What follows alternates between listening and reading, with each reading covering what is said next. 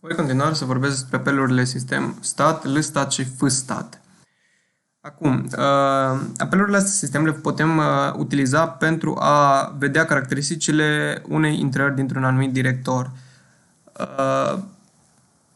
Diferența între apelurile astea sistem, între fstat, lstat și putem să observăm citind documentația. Și anume, dăm un man stat. Ce se întâmplă? Dacă ne uităm prin man stat, observăm că nu avem neapărat o documentație pentru un apel sistem, ci îi mai degrabă o documentație pentru o altă comandă. Și acum, putem să căutăm în următoarea pagină de manual, man2 stat, să vedem dacă avem informații despre apelurile sistem și într-adevăr le găsim aici. Observați că avem stat, lstat și fstat, cu diferența majoră a faptului că stat și lstat au nevoie de cale spre un fișier pentru a oferi informații, respectiv fstat are nevoie de un file descriptor obținut prin funcțiile din laboratorul trecut, creat sau open, pentru a vă oferi acele informații. Și acum, observați că pentru a lucra cu apelurile astea sistem o să avem nevoie de alte headere, și anume de c/stat.h și unicstd.h. Iar drept valoare returnată de apelurile astea sistem, observăm că avem în caz de succes 0, altfel -1 în caz de eroare. Și acum, ca să folosim, în continuare să folosim doar stat și lstat și o să vă zic diferența între cele două apeluri sistem. Stat o să vă returneze tot timpul informații despre fișierul original în cazul în care voi ați avea o legătură simbolică. Adică, dacă, spre exemplu, eu aș fi apelat apelul sistem stat pe test.txt.symlink, mi-ar fi dat informațiile despre fișierul original și anume test.txt. În schimb, dacă apelam lstat pe intrarea asta, adică pe test.txt.symlink, obțineam exact informații despre test.txt.symlink și nu despre fișierul original. Acum, din moment ce atât stat cât și lstat funcționează cu calea spre un fișier, trebuie să aveți grijă la faptul că funcția de readdir, care vă returnează structura de tipul dir-entry, în care găsiți acest dname, nu îi calea completă spre acest fișier. Calea completă va trebui să o construiți voi prin concatenarea căii spre director cu calea spre intrarea din director. În acest sens, ar trebui să ne declarăm un șir de caractere, și anume char full path, să zicem 260 de caractere, în care să ne punem calea completă. Și anume, folosim semnul printf ca să nu scriem cumva mai mult decât e bufferul nostru. În full path, dimensiunea ar fi de 260 de caractere, formatul la s/ intrarea în director, și anume directory path și dir entry the name. Okay. Acum avem calea completă spre fișier, prin urmare o să putem folosi lstat. Dacă lstat de observăm că lstat mai are nevoie și de un pointer la o structură de tipul stat în care se scrie rezultatul. Aveți grijă că abordarea aici e puțin diferită față de abordarea pe care ați întâlnit-o la readdir sau la opendir. În sensul că acolo vă aloca cineva structura și voi o dealocați după aceea. În cazul de față ar trebui să vă ocupați voi de alocarea structurii, și anume struct. De alocat putem să alocăm inclusiv pestiv, adică pur și simplu să declarăm o structură de tipul stat local. Struct stat, să zicem file info. Ok, și atunci revenim aici, lstat pe full path. Acum, mare grijă că trebuie să fie pointer la structură, tocmai de aia va trebui să dați adresa lui file info egal cu 0. O să puteți să afișați alte informații despre fișierul respectiv, cum că, spre exemplu, există câteva macrouri gata definite în stat.h care vă permit să verificați dacă aveți un fișier, un folder sau o legătură simbolică. Iar macrourile astea ar fi dată sisdir pe mode, care mode putem să luăm direct din file info.setMode.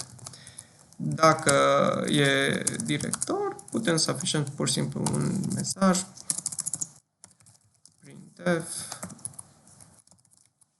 director la sub așa și full path. Altfel, dacă avem un fișier normal,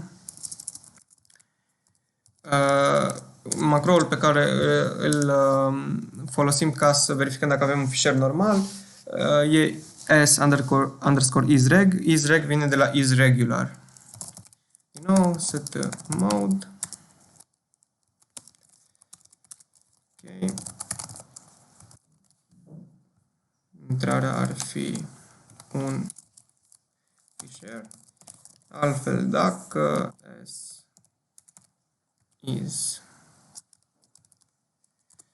link de file info setMode, o să afișăm chestia asta, cum că avem o legătură simbolică aici. Ok, altfel revenim la rezultatul de la lstat. În cazul în care avem un -1 return by lstat, afișăm frumos un error not yet start. Ok, și putem merge mai departe. Bun, să și încercăm să compilăm să vedem ce am făcut până acum. Error pe test.c.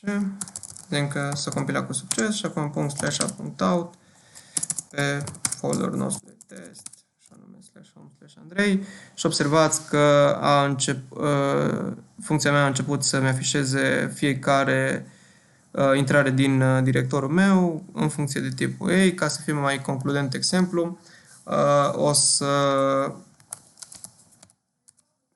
creez din nou fișierul meu original ca să îmi reactivez legătura simbolică și să o putem vedea, deși ar trebui să o vedem și acum. Ok. Rulăm din nou programul pe directorul curent fiind referit prin referința de punct. Și observăm că avem și legătura simbolică în cazul lui test.txt.symlink. Acum o să creez din nou fișierul original și anume test.txt cu scopul de a vă arăta ce se întâmplă în momentul în care folosim stat.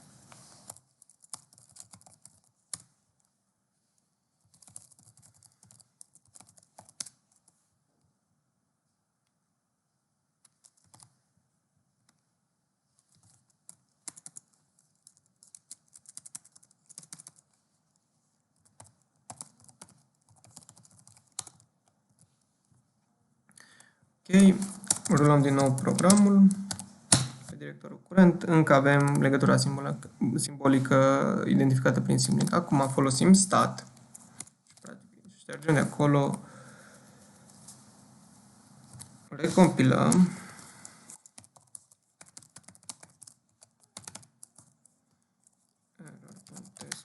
și dăm drumul din nou pe directorul curent, caz în care observați că intrarea respectivă de test.txt.symlink e văzută ca fișier.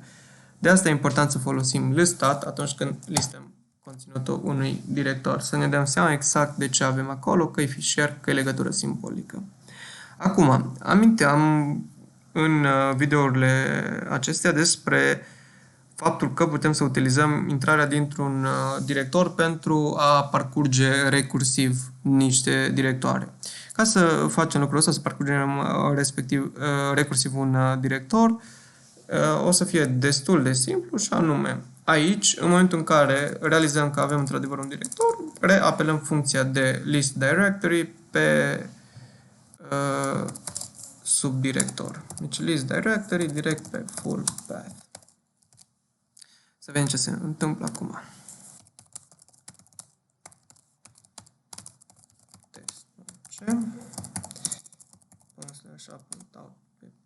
Și acum am intrat în buclă infinită din cauza unei erori destul de frecvente pe care poți să o faci când listezi conținut de directoare, și anume, mare grijă că primele două intrări în orice director îs de fapt punct și punct punct. Dacă folosim comanda ls cu parametru minus a, o să ne arate tot ce avem în directorul nostru. Observați că în cazul de față mie mi-a returnat un punct punct, fiind referințele spre directorul curent, respectiv spre directorul părinte. Și acum, dacă vrem să avem grijă la lucrul ăsta, să nu cumva să afișăm directorul curent sau directorul părinte, astfel încât să intrăm practic într-o buclă infinită la afișarea recursivă, verificăm dacă nu cumva name-ul ăsta îi de fapt punctul sau punctul. Ok? Și acum, dacă str între dir entry și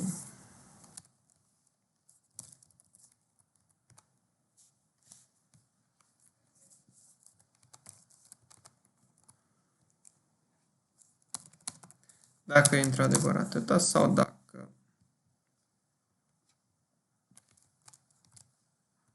e punct.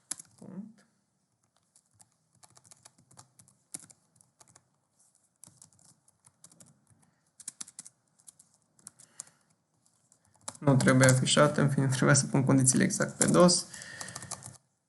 Deci, dacă așa, putem lista recursiv.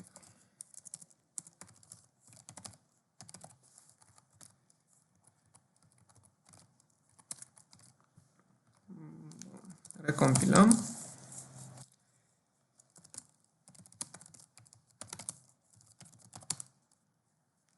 Ok. Avem ceva eroare. Spune implicit declaration of strncmp. Bun. Habar n-am ce să ne blocă eroarea asta. Să încercăm să vedem dacă ne ajută manul. Și bineînțeles că ne ajută manul și pentru strncmp. Probabil că, bineînțeles, vă dați și voi seama cum de header-ul pentru lucruri cu string-uri, și anume string.h. Ok. Acum să vedem dacă totul e bun în momentul de față. Pare mai corect.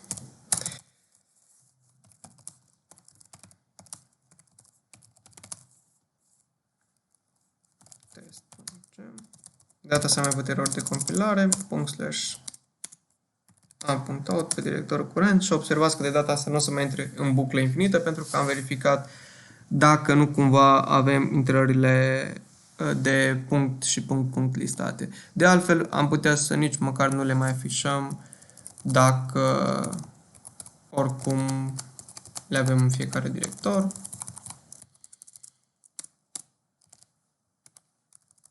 Ok. Recompilăm. Și acum listăm recursiv tot directorul meu de home, care probabil destul de mare, dar observăm că funcția are o condiție de oprire corectă, deoarece nu intrăm într-o buclă infinită la afișarea recursivă. Cam despre asta ar fi vorba în laboratorul cu numărul 5. O să vă rog să fiți atenți atunci când îl parcurgeți, deoarece o să aveți nevoie de informațiile din laborator pentru rezolvarea primei teme și, de ce nu, e un laborator cu o dificultate ușoară, poate spre medie, și chiar merită să înțelegeți cum funcționează lucrurile aici și pentru viitor și pentru când o să lucrați în alte limbaje de programare.